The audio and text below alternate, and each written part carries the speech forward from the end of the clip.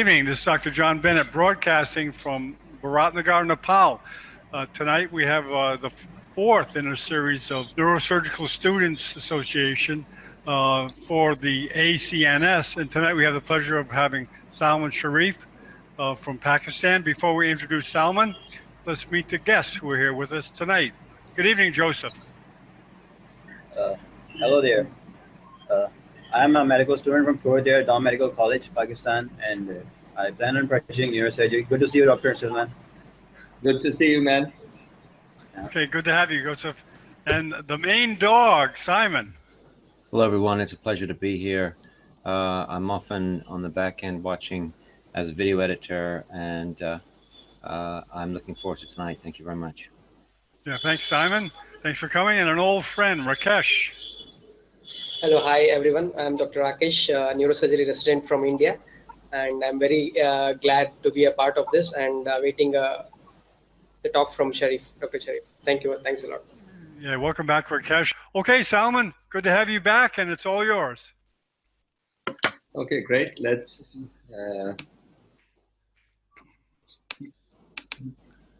Okay, so basically, what we're going to do is today, first of all, I'd like to thank you for inviting us and having me again, and it's a pleasure. I'm happy that Asian Congress have moved on and doing new things, and along with Neurosurgery TV, and it's good to know that you're spending good time with Ike and Nikolay and our other friends in Nepal.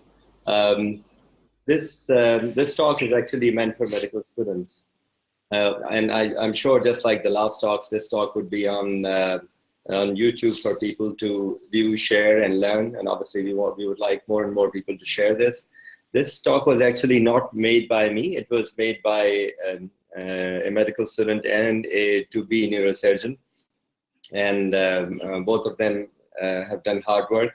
And this is basically, I know that Nikolay is going to be talking later on, and I know he'd be talking a little bit on spine, so I thought I'd cover whatever there is in the brain perspective. So that's what we're going to be talking about. So let's start. As always, I always talk about Pakistan and the natural beauty that there is. This is one of the highest lakes in the world, Lake Saif al-Muluk, and some of the lakes and plains are the highest ever in Pakistan. And you can go by foot, you can hike up there, and the range at the back is the early part of the Himalayan range. And as you know, you're in Nepal, John, you know very well that Everest is there, but of the top 15 peaks, there are 6 in Pakistan. And that's the K2 base camp, and the 3 other peaks that you're seeing here are one of the top peaks in the world. They are over 8,000 meters height. And this is an amazing picture in sight, and you all are most welcome to enjoy our country at some stage. Well, we have had many friends in Pakistan, and Nikolay is with you these days. He's standing in the middle there. On either side, we have Doug Orr on one side, and he's from Cleveland, and Greg Trost from Wisconsin. They both are, all 3 of them are neurosurgeons, and they're wearing shalwar kameez. This is our traditional dress, which they were here in February, and we had great time when these guys were there. Yeah, approximately 100 years ago, the treatment of neurosurgical problems, lesions, was done with extended craniotomies. Outcome was dismal. We didn't have antibiotics at that time, and obviously large approaches were necessary at that time.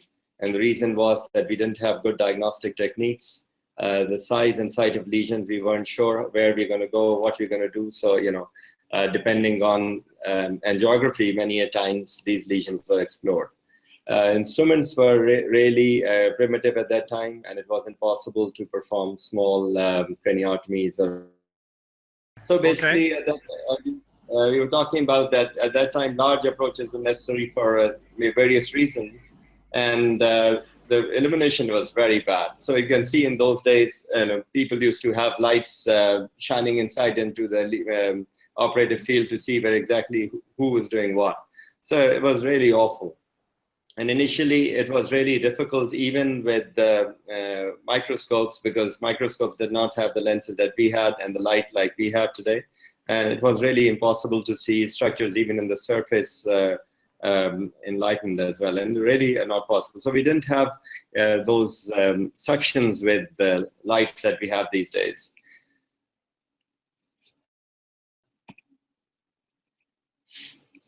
So then came intracranial endoscopy, and endoscopy came big time actually 20, 25 years ago. But the problem at that time was illumination was not that great. Our lenses were not high quality. Our pictures and the pixels that we had were not great as well. And slowly and gradually they improved. And so it came in big way, but did not take on big time at that time 15 to 20 years ago. But in last decade or so, it has come back in big way. And it's mostly driven by a lot of companies, but at the same time, it has done a lot of benefit for neurosurgeon itself. So many people who did not believe that minimally invasive neurosurgery was the way to go now believe in that. And lots of giants of neurosurgery I know I've spoken to who did not agree with me 10 years ago now agree with me and are doing these kind of surgeries. So neuroendoscopy is commonly referred to as minimally invasive. It's basically when we are doing ventricular tumors, colloid cyst, or when we have some kind of a approach going into any kind of a tumor. Obviously, that approach can cause some kind of trauma to the brain itself. The endoscope that passes through that cortex, there may be some kind of trauma, but at the same time, if we open up the brain, the trauma is much more than that we generally see. Skull-based procedures. When you have to drill a lot, you have to go through cranial nerves, all that has changed now. And now in majority of the time, we know that if you use minimally invasive neurosurgery, if you use endoscopes, if you use other minimally invasive approaches, then even if you leave some of the tumor behind, which may be essential at times, then radiotherapy and other adjuvant therapy can take care of things. And because of these things, I think those hi-fi macho neurosurgical practice is slowly and gradually diminishing. Microscopy obviously is brilliant, has helped us a lot. Majority of my work is still microscopic. It's been there for the last 30 years or so. Now 3D microscopes have come in. They've changed things the way we think and practice. And there have been major differences because the instruments have improved, the microscopes have improved, our radiology has improved, so we can see exactly where we need to go beforehand. We know the vessels supplying the tumors. And the microscope is super stereoscopic view, but at the same time, when you're going to the deep and narrow spaces, there is loss of light at the entry. And we are seeing everything from a distance and working from a distance, whereas with the endoscope, these things change. You are working right at the field itself. And when you're doing that, for example, in pituitary surgery, where things have changed dramatically for me, is that I could take out majority of the tumors completely. I could see the gland at that time. I could see the stalk. I could see the vessels supplying the gland. And I could, by doing that, take out maximum amount of tumor, and at the same time protect the patient from any harmful injuries, especially when you're talking about hormonal effects that we create in these patients. And it's been shown, documented again and again, that vision improves much more dramatically when you're doing endoscopic surgery compared to microscopic surgery. Obviously, there are some giants in microsurgery who still have super results, but in our hands, I think everybody has shown that this is much more beneficial going the endoscopic way. So compared with the operating microscope, you can see here the difference is shown here, that the endoscope has got angle optics, so you can look straight, you can look sideways on one side. There are 30-degree, 45-degree scopes that you can look on the sides. And now we have instruments as well that can work on the side at the same time, and we can take out lesion wherever you want. So besides inspection, I think all this is possible now. So why we should be minimizing? Because we don't want to be exposing large part of the cortex. And if you do that, obviously you cause more seizures in these patients. The risks are much less. There's risk of osteomyelitis in these bones. Obviously, when you're doing skull-based lesions, it's more disfiguring. We don't do all those hi-fi. We teach regularly in different cadaver workshops. We always teach how to open the mandible and go in and open the whole face and do a glossotomy and take everything out. And we don't do that anymore. That's not seen. We don't even think about it. So all that has changed, and the way we practice, obviously the outcomes are much better if you do that. So this is changing. The prerequisite for safe endoscopic procedure is clear visualization of anatomy.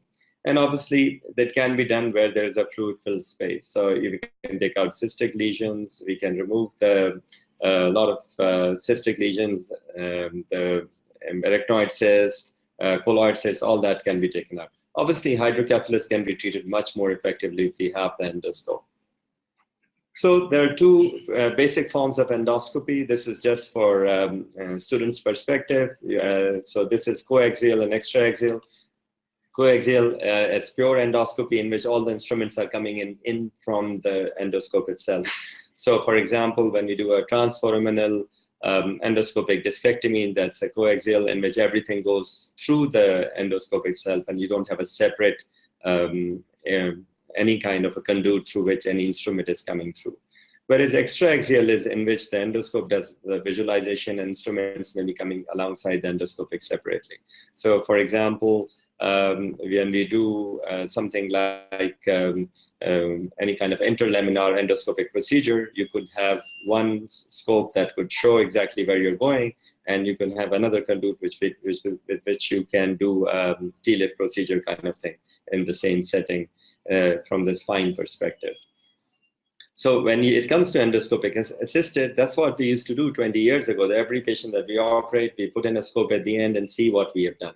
So many people what they were doing, they're telling their patients, yes, we're doing this endoscopic, what actually we're using microscope, and at the end putting an endoscope and saying, okay, we took out the tumor completely. Whereas the endoscopic controlled surgery, endoscope is the sole mode of visualizations. For example, nowadays we do pituitary surgery, or we do CSF fistula repairs. So common examples of endoscopic intracranial surgery are that endoscopic third ventriculostomy is very common, colloid cyst, pituitary tumors, CSF leak repairs. And nowadays in our hands, routinely we use endoscope. Once we have taken out tumors, you can look underneath. At the same time, excision of intracerebral bleed, hypertensive bleed in our part of the world where many people do not take hypertension seriously, end up having serious problems. And it's very beneficial when you can take all that out minimally invasively and reducing the trauma that's already been imparted to that patient. So just a basic anatomy from a student's perspective. Obviously, we talk about that you have got the two lateral ventricles connected by intraventricular foramen, and then coming into the third, in which we have the supraorbital recess along with infundibular recess. So this is what we see when we're going through trying to do an endoscopic third ventriculostomy. When we look back, we see the interthalamic adhesions, and the aqueduct may be going through. At the same time, you can have a suprapineal recess and the pineal recess below that. And through the aqueduct, obviously goes into the fourth, whereas there is the medial and lateral aperture or foramen are present through which the CSF goes out and then circulates around and gets absorbed from the upper part of the brain. This is basically just a simple concept when we take a slice, sagittal slice, and you can see the genu corpusculosum. So these are all the attachments attaching the two hemispheres.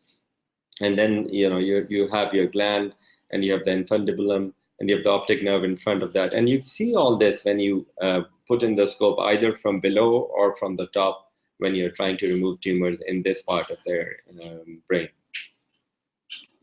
So brain systems are important for us, and because what we could do is we could do bypass procedures. If, for example, if somebody is in cysted fourth, we can come from below and put in a stent going up or down.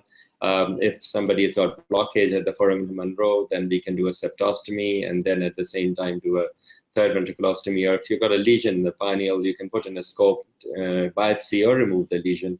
And for example, if it's a germinoma, you don't need to remove all of it. On the other hand, if you do the third ventriculostomy at the same time in these patients. So knowledge of the brain system is important. So for example, this patient, a young person who presented with severe headache and had this septa, encysted arachnoid cyst, which is pushing the septum pellucidum on one side. So you could do a septostomy And at the same time, in this patient, both the foramen of Monroe were blocked. So we put in a shunt at the same time on one side and did a septostomy, which did the work for this patient, and the symptoms settled. So if the foramen of Monroe is occluded and the septum is intact, endoscopic septostomy is preferred to bilateral foraminoplasty or putting in 2 shunts in the same patient. Seeing the same thing from the coronal aspect. So the burr hole for this could be in front of the coronal suture and 5 to 6 centimeter off the midline, ipsilateral to a large ventricle. Actually, at this point may be completely wrong. When we used to do this, we used to use this all the time. But now, since we do all these with image guidance, with frameless stereotaxy, and we see for the ideal trajectory to how to avoid injuring the fornix, the entry point is nearly always behind the coronal suture. And it's about 1 or 1.5 to 2 centimeters behind the coronal suture.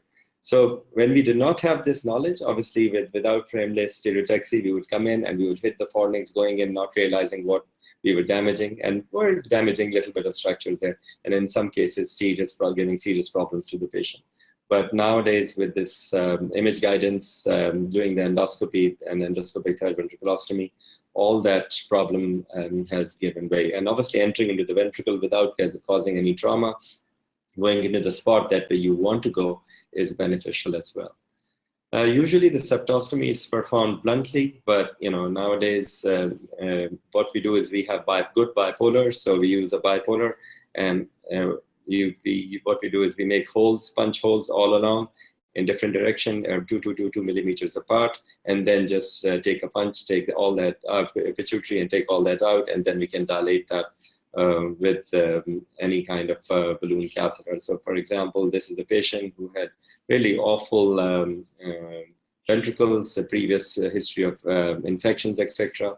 And so if you see here, so we using the bipolar opening, and you can see the transparent septa, but causing severe pressure, and then you open up, you take the punch and remove that, the pituitary, and remove that. And once you have done that, obviously what you do is you can use the endoscope to go into the opposite side, view, inspect, and you can see everything from inside. And this is really beneficial. So septostomy can be done further. If you see another septa there, you can go in further and take all that out as well.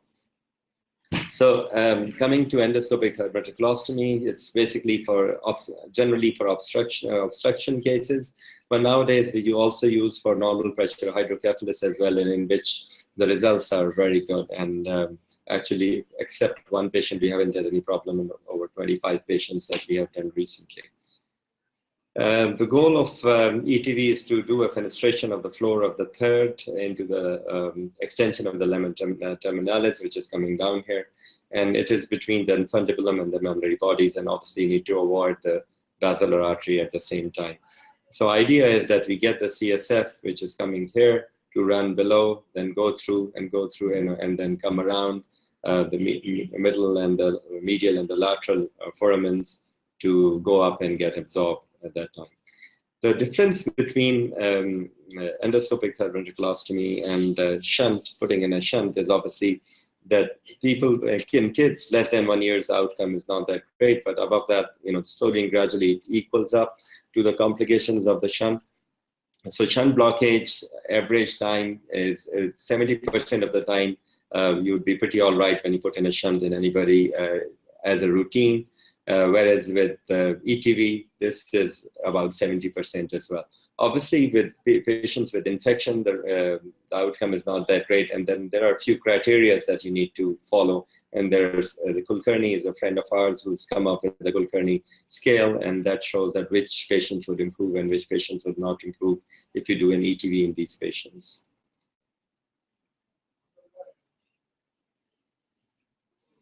So entry point for endoscopic third ventriculostomy is basically when you're going 2 to 3 centimeters off the midline, and as I said, behind the coronal suture. After once we use image guidance and to even enter the ventricle to make sure that we don't make any mistakes, we don't go into the opposite side, that can happen. and endoscope is advanced to the floor of the foramen Monroe. I'm not going to, I'm just going to show a video. So basically, you can see the white matter fibers there, the fornax, the foramen Monroe, so anterior septal vein and thalamus-choroid vein going across. So this tells us this is the left side of the left foramen that we're seeing.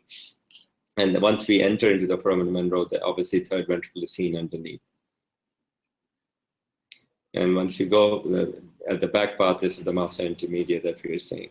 And once we are in the foramen Monroe, there is obviously chasm at the front, the infundibulum behind that, and you can see dorsal ocelli there. The memory bodies are at the back, and you can see the basilar there. So obviously, where you're going to make an opening would be somewhere here in front of the basilar. So this is a patient in which we're doing an ETV. So you can see the choroid plexus, the foramen is right up there, the memory body is there. So you go in, you can see that we needed to take a biopsy from the back as well. So that's the aqueduct, and we're seeing the two memory bodies. You can see the whole bulging of the part of the lamina coming up. So we're just making an opening with bipolar in front. One of my friends just takes the bipolar and goes from right to left and just opens the whole thing. I don't dare that because I've seen complications with it. So once you've done that, we put in the Fogarty balloon catheter and we enlarge the opening. And once we enlarge the opening, obviously we put in a scope and have a look, and you see the basilar with the posterior cerebral there, and you can see there's an opening at the bottom there, and you need to make sure that those second membrane is opened up as well, because if you don't open up this second membrane, your ETV is not going to work. So this obviously advantage of shunting is that all types of hydrocephalus can be dealt with ETV. Obviously young, very young kids, we are not able to give that kind of outcome that we want them to have. At the same time, the imaging would not show the ventricles going down straight away, so you need to be careful, labeling failure. At least 6 months have to be followed with the imaging before you decide that really this has failed or not, and the failure rate is up to 30% overall. Then we come to pituitary tumors. Obviously, God made this nice opening for us, made a nice theater for us to work.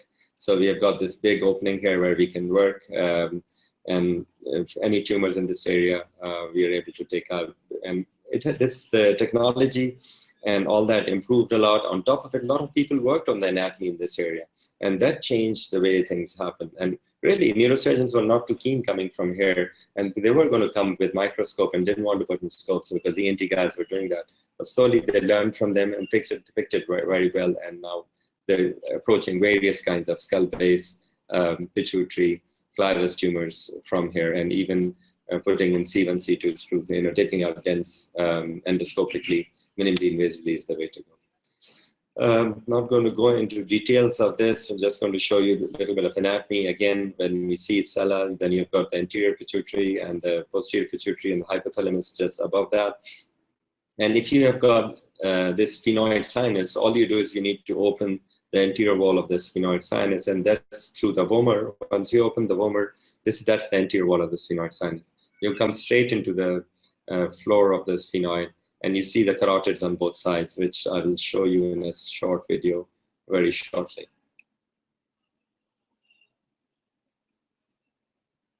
So you're going to, once you open up and see the roof, which is the floor of the sphenoid sinus, then this is what you're going to see. You're going to see the two carotids on each side. You can see the clivus here, with the clavicle carotid, basilar comes in from here. So you don't want to be opening somewhere here. Otherwise, you're going to have a lot of blood in there, and patients may not do that. Also, the sixth nerve comes laterally on both sides here. Obviously, you'd see the optic chasm and the two optic nerves. An opticocarotid recess is right here, then it's medial and lateral. And if you want to go up on planum, you can even approach. And actually, a couple of my friends have done an aneurysm through this approach. They're big-hearted guys. So once you open up, so this is what we see, for example. So you can see the midline septum, which is lying in the clivus, and then over here, and that's the sella, that's the carotid hump that we're seeing on both sides. So once you take the bone, obviously you're able to see and remove the tumor. So let me just show you this short video. And this patient had decreased vision for 10 months. So this is the vomer that we are removing. That's the keel of the vomer. This is the patient's MRI showing a large lesion. It's a giant pituitary adenoma, which is dumbbell shaped. The gland itself is lying on the top, and I'll just show you where the gland is. And it's important for us to see the gland. And 1 second. So if you see, the gland is lying on the top here. So once we are operating, we know beforehand the gland, where the gland is, and at the same time, then when we are operating, we are careful that we take care of the gland at the same time. Okay, so just going to move forward here. So once you open the keel, then we take out the rest of the bone, open the sphenoid, so that's completely open. So let me show you. So that's both carotid on we're seeing on each side. Because this is a macroadenoma, it has already pushed the two carotids laterally, so they're not in their usual plane. And the optics are also displaced anteriorly. And so we just roof with the help of these small kerosene punches. And once you have opened up, you use the Doppler to see if there's any vessel on that side, so make sure that there's no carotid coming there, and we make an opening. And once we make an opening, we see this patient has a very thick, hard tumor, and we just use a blunt hook to dissect the tumor before we move forward. Then we take pituitaries to remove that, and then we have pituitary curettes to remove all this tumor that's coming out. Obviously, you have to be careful. You know how far back you can go. You can use image guidance for this. You can use, and you can see. So all, and then we're going to see the gland itself is there, and from the gland we are dissecting. So gland, how do we identify the gland? Is that gland is pink, and rest of the tumor is generally pale or yellow. So we're dissecting the tumor of the gland, and let me see. So yeah, let's move forward.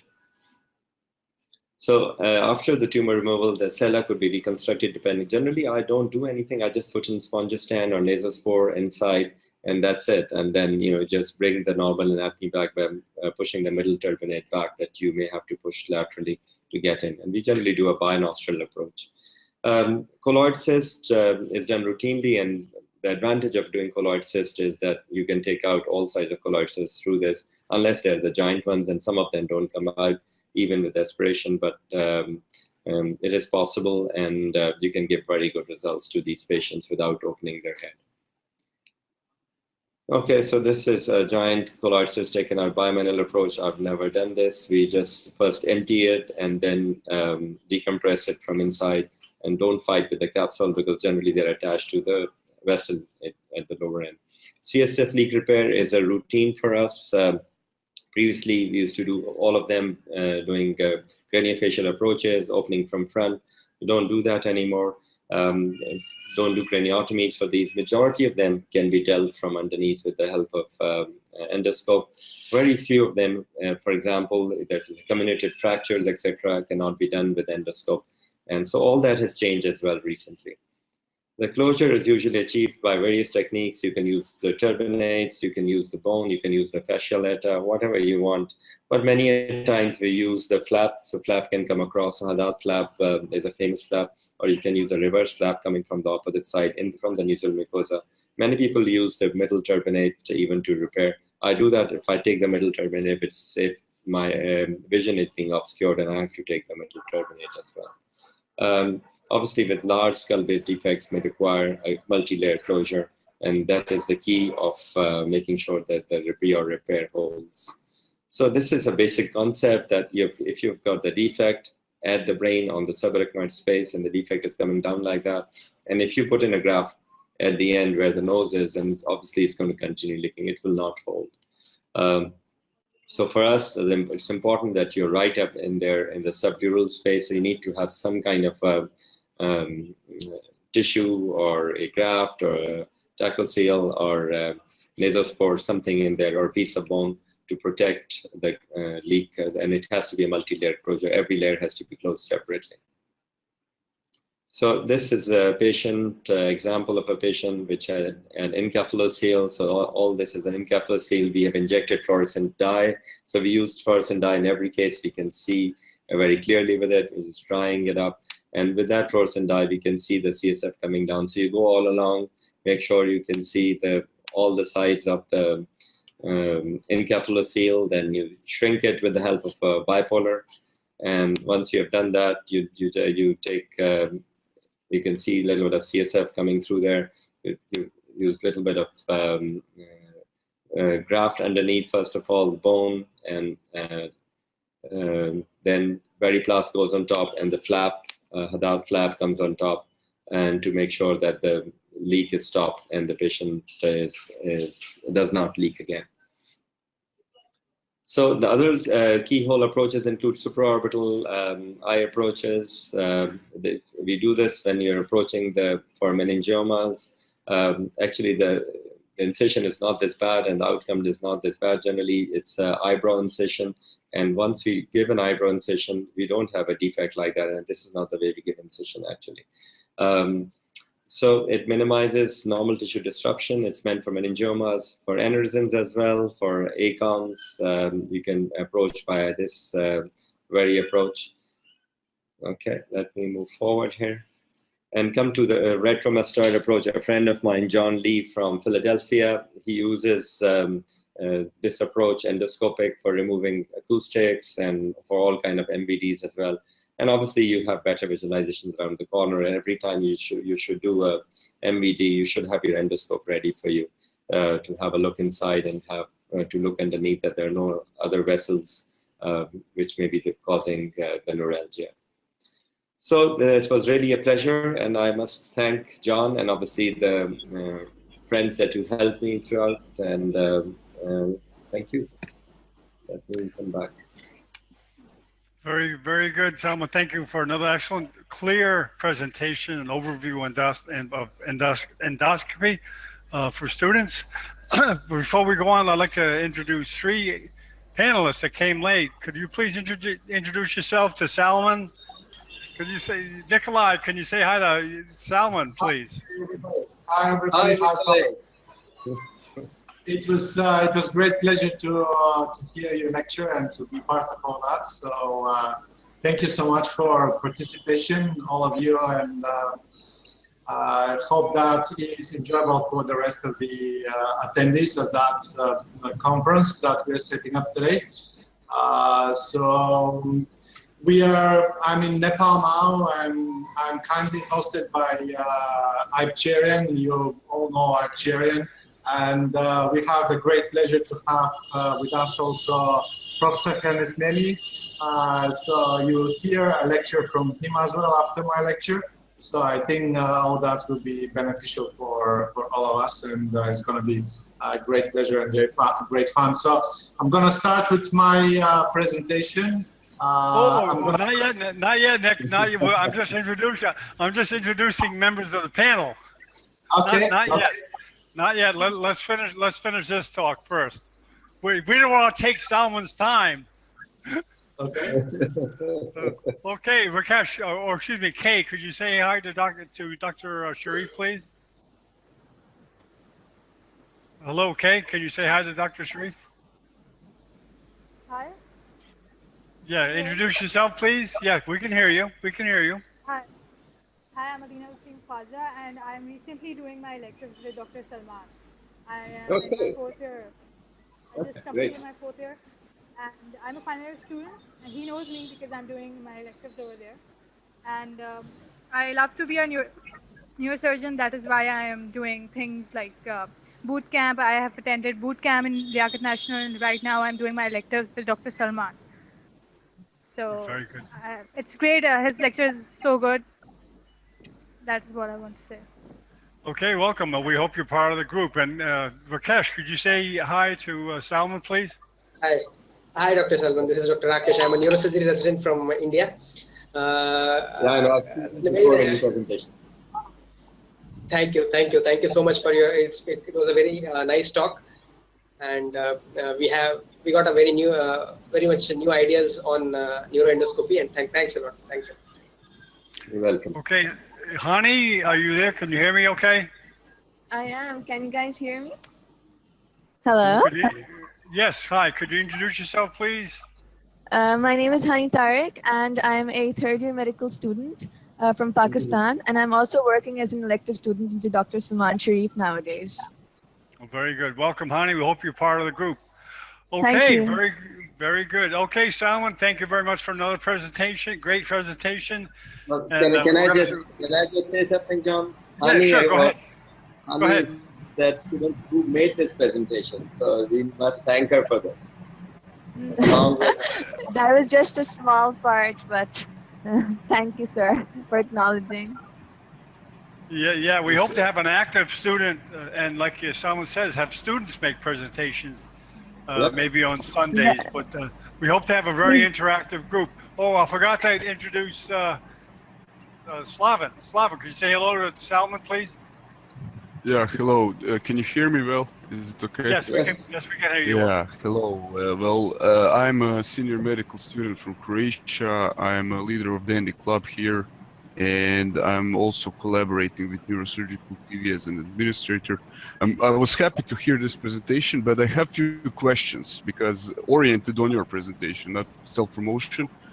And I'm interested to ask you, will this presentation that you gave, Prezi, be available? Can you please provide the link? Because I would like to go over it once again, because I think it shows nicely some steps which are very important in these kinds of operations. So I would love to be able to see it once again, if that's possible.